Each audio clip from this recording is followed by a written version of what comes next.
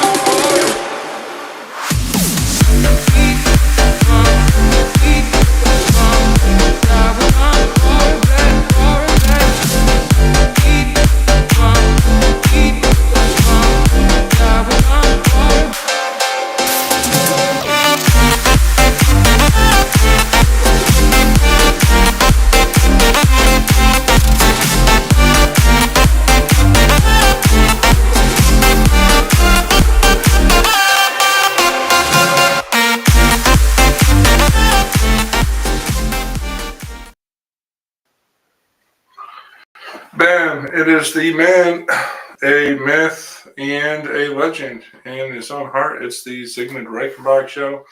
Here to talk about all the good things in the world and a lot that is bad. Be sure if you're listening to like the stream, share it with your friends, leave a comment. Comment if you are here. We'd love to hear from you.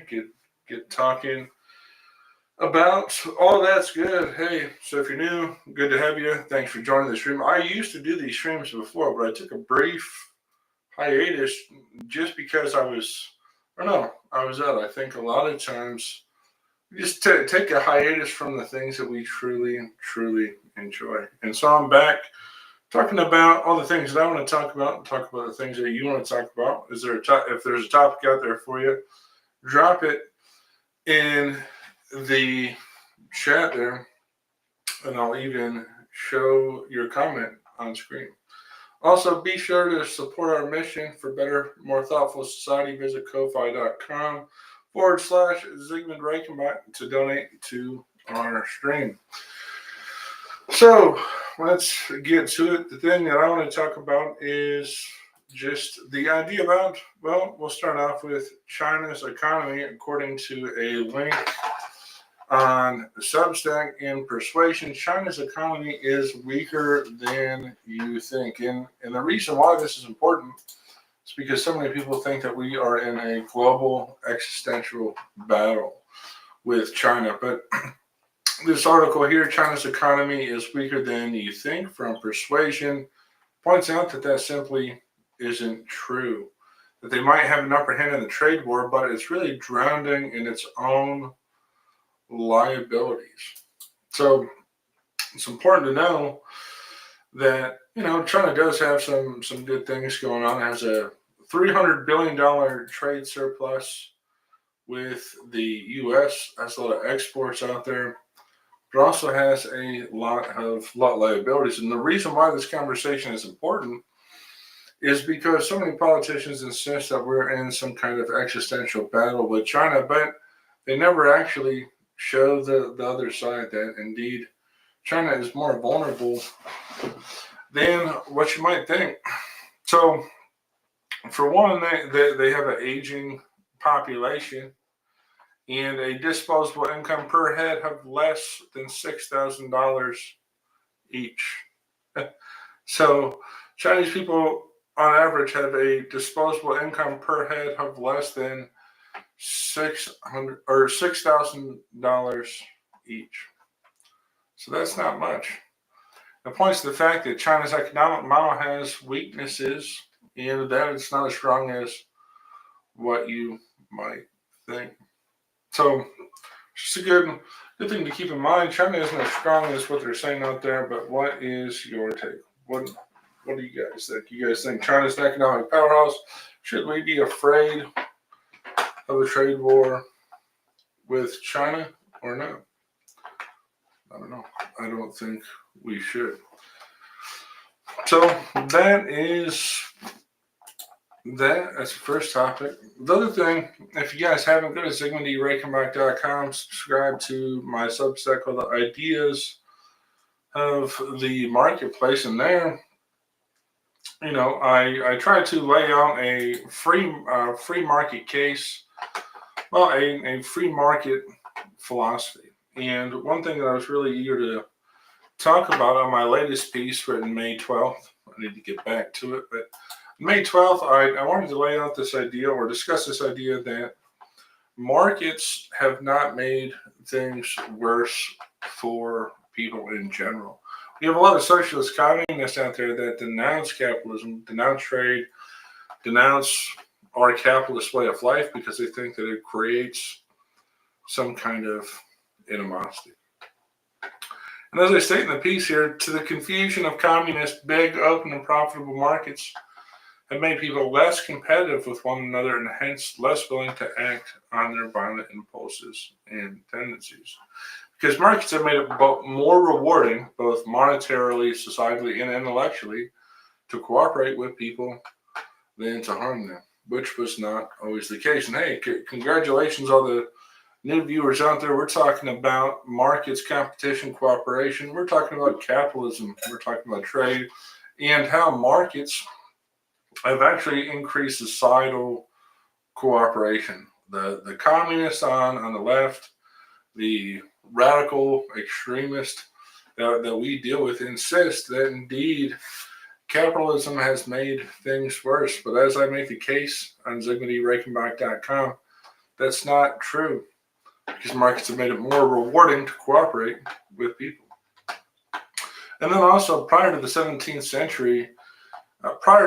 century industrialism, bandits, warmongers, and imperialists had the incentive to, largely because of their small commercial marketplaces, to plunder others, because doing so would allow them to become wealthier than what they could expect if they worked hard or became entrepreneurs.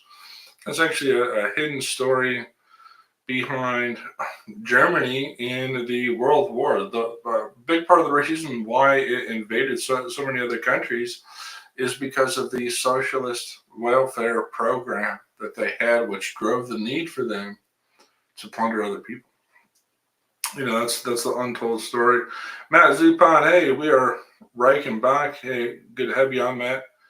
Good to see you on, Sue H. But yeah, so markets have made life more peaceful, and if we have more markets and more money, then we don't need to invade other countries like what Germany did in World War II. Second, markets gave birth to the middle class, which, being neither dependent on the largesse of government nor slaves to their elitist desire for power and luxury, are the only social class capable of advocating for individual sovereignty and personal independence.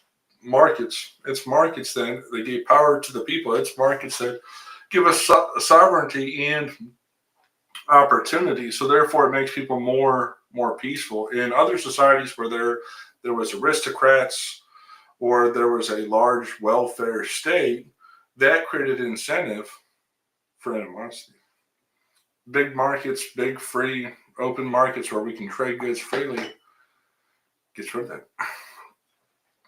Third, the large number of goods and services big, open, and profitable markets provide the material comfort necessary to eliminate the frustrations of poverty, including violence and law breaking.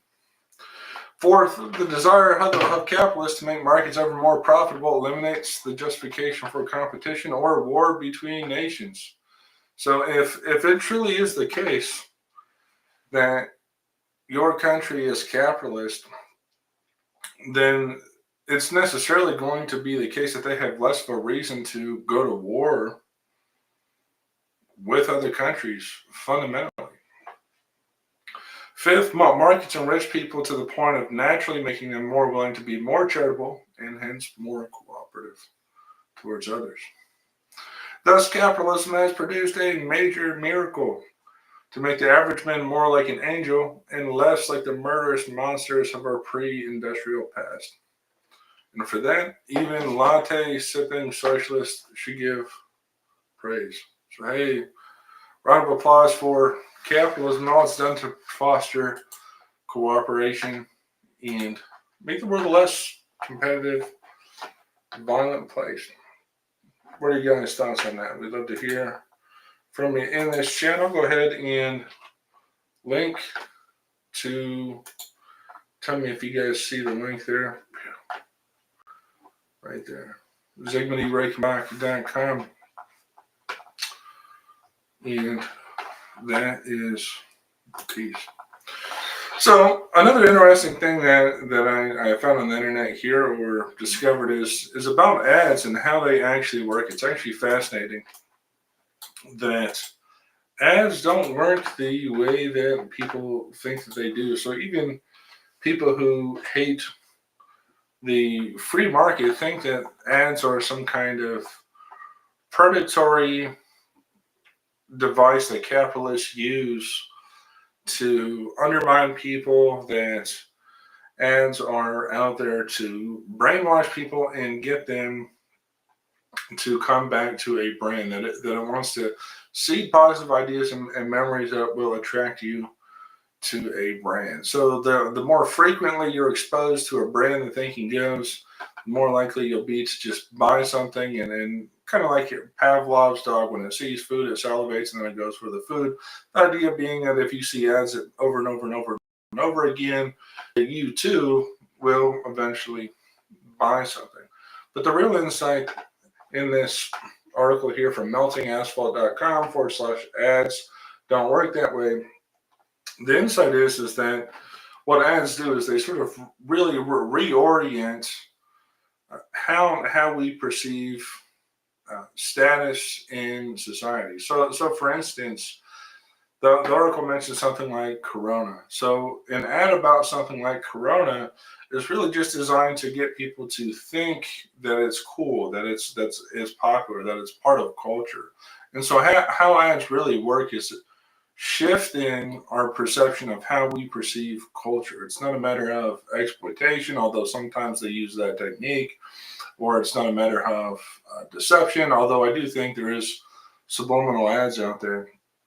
But it's really a matter of positioning, where what ads try to do is be so prevalent and unavoidable that you think they're cool, they're trendy. And really, that's sort of how people work. So it's really fascinating that ads themselves are used the same way than that people live.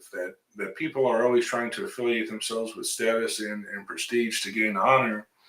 And ads are out there to do the same for a product.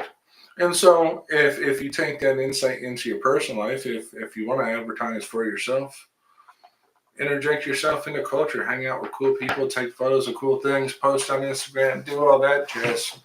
I don't do that because, well, I try to think, and I think even if I wanted to be cool, I'm not certain I could.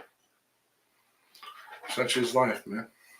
If you think you can't always be cool, what can you do about it? Hey, good to see you on, Tyler. Hope you have a good time. It's been a while since I heard from you, but good to see y'all on. So that's the main thought is that, well, it's just fascinating to learn about ads, how ads work, that they're really not some kind of evil thing, just people trying to get their products out there to seem cool. So very, very interesting stuff. And hey, thank y'all for joining me on my first ever stream back. I'm going to get something done about this background. It looks kind of silly, but I had to put it together so I could be on the stream with all y'all. For whatever reason, yeah, Kathleen says, yeah, you're cool to me. No ad needed. No, that's that's not actually that's not actually true, Kathleen. Then no, when we first met, so for those listening, my girlfriend's on the stream. She's saying that I'm cool to her. That's not. Yeah, I mean, I guess that's sort of true. But when I created a dating profile, it was to seem cool. You just happen to be one of the people that found that initial ad cool, and actually something deeper than that. Hopefully, hopefully you found something inspiring, encouraging, and heartening there. But yes, there was an ad needed, Kathleen. Otherwise, we wouldn't be together if I didn't put together some kind of ad. Like you would have just thought, oh, this guy with a weird German name, he's in my feed. You would have swiped left. Actually, that's a fact, Kathleen. You would have swiped left if I wouldn't have put together some kind of ad to make myself seem cool. Sometimes the truth hurts. It doesn't hurt me. Hopefully, it doesn't hurt you, Kathleen, but I know that that's the truth. So the article is from this guy named Henrik Carlson, and what I like to do is I like to go on Substack and read articles. And what the premise of this show and stream will be going forward is just talk about cool ideas. I used to talk about politics, and I do like talking about politics with my friends. I do that professionally. You know, I organize people. We get together and see that they go from mistakes and try to make a change. But what I'm doing here in this stream is just talking about ideas and insights that I think are cool and interesting, and hopefully you guys find inspiring, insightful, and useful. Although I know you guys are here just because we're friends or whatever, or I made up some cool ad that you actually like. But in this article it's the Substack's called Escaping Flatland, 6 lessons I learned at working at an art gallery. Found pretty inspiring and insightful because, well, for one, when it comes to work, most people only ever say bad things about work or their job. So it's always refreshing or insightful when somebody else has a heartening take on what's going on in the world and how they were able to succeed.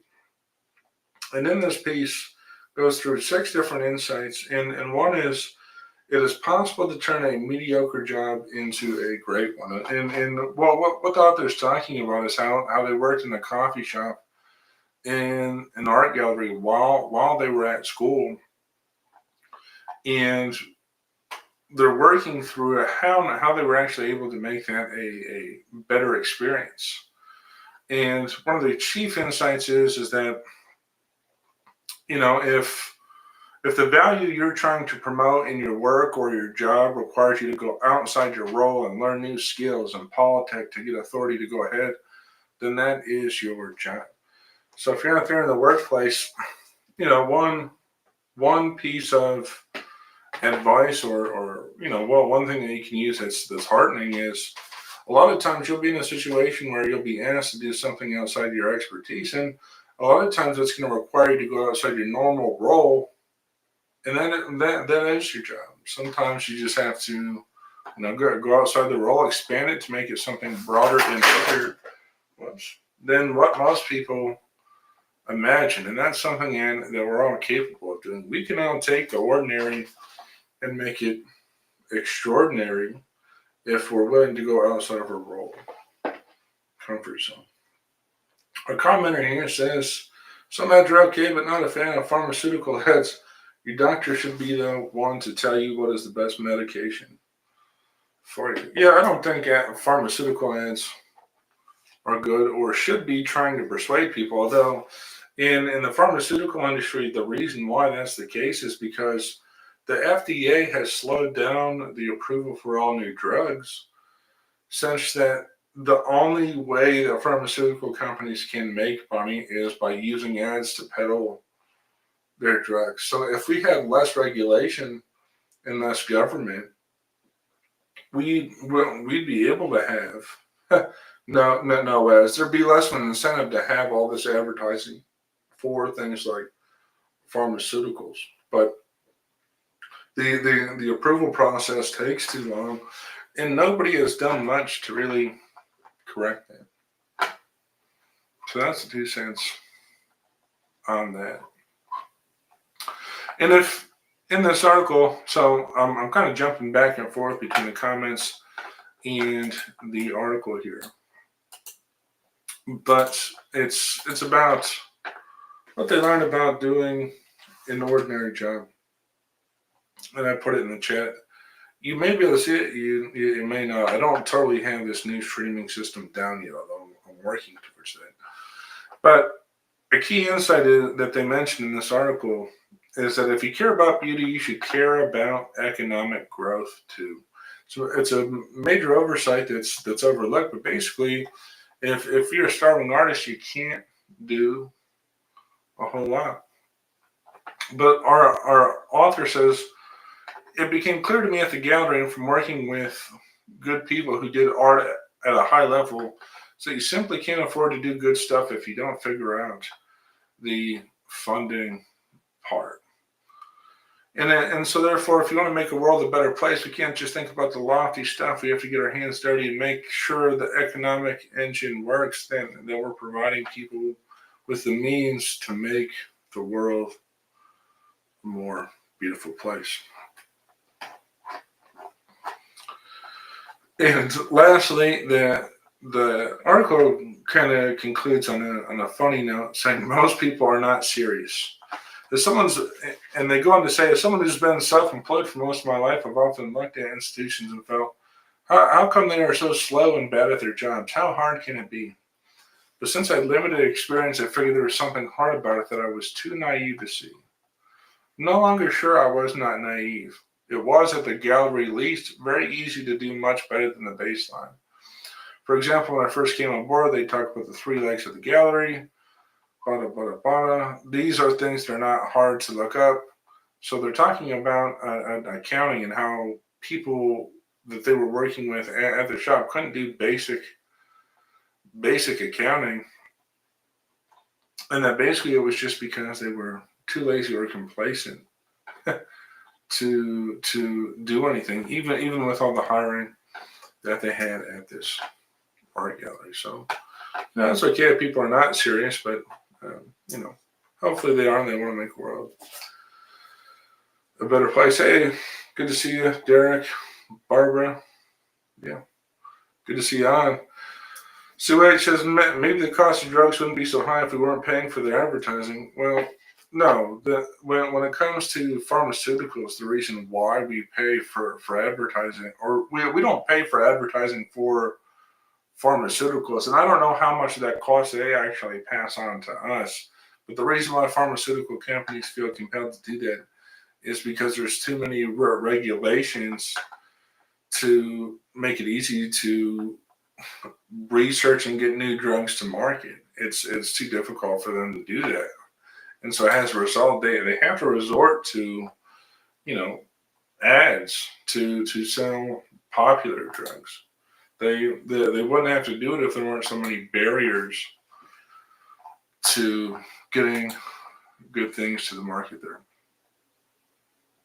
So that is that. Hey, Betty Salter's watching. Congratulations, Miss Betty Salter. We love and miss you. That's my sister. She's on the stream. Good to have you on. Hopefully you and the future Salter finding the show interesting, useful, good, maybe. Who knows? We're out here trying, man. Out here trying. And, well, that's our initial show. I had some stuff prepared. Go over something that I wrote here on X. X it is, not Twitter. I wrote, no matter how justified your hatred is, it will never be the remedy to what ails you, the glory that restores you, or the bridge to understanding what bothers you. No matter how justified your hatred is, it will never be the remedy to what ails you, the glory that restores you, or the bridge to understanding what bothers you. I think I have a minor typo here. It should be nor, maybe. But it's something to think about that. No matter how upset you are with somebody, the lingering in that hatred will never be what it is. It will cure you of frustration. It will never be a piece of glory that will help you feel better and recover. It will never be a bridge to understanding what it is that actually bothers you. A lot of times we feel hatred in our heart because we just don't understand what's going on. We're not looking for enough context. We're not getting enough insight. We're not really thinking about ourselves. But hatred will not be the remedy. And I say that because I got into a Twitter thing with a guy named Russ. Hey, good to see you on. Daniel, hey, yeah, my sister says I'm getting your nephew used to your voice. Yeah, takes some time to get used to. Hopefully the nephew comes to appreciate it. It'll be a great joy to have. Hopefully there'll be, well, I hope, Betty, then that the nephew is somebody who is more willing to listen than what you are sometimes. Hey, Bob, good to have you on. Good seeing you, Hunter. But no, I was just saying that no matter how justified your hatred is, it will never be the remedy to what ails you, the glory that restores you, the bridge to understanding what bothers you.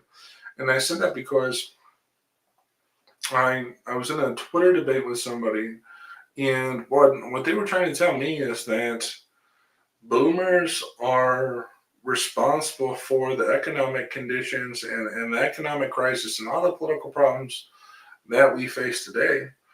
And I just don't think that's true. You know, I've talked to people that are boomers, and most boomers, the ordinary person that's called the boomer, most of them were never made aware of what was going on in the economy. Most weren't connected to what was going on politically.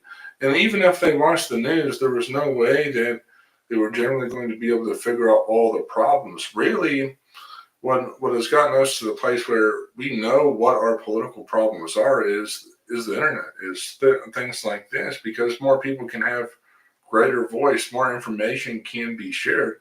It wasn't even that long ago where the government could do things like censor people, and most people didn't find out about it. JFK silenced a number of radio broadcasters. Forgive me, there were some podcasters in that time, but JFK censored those people. Did anybody ever really find that out at that time?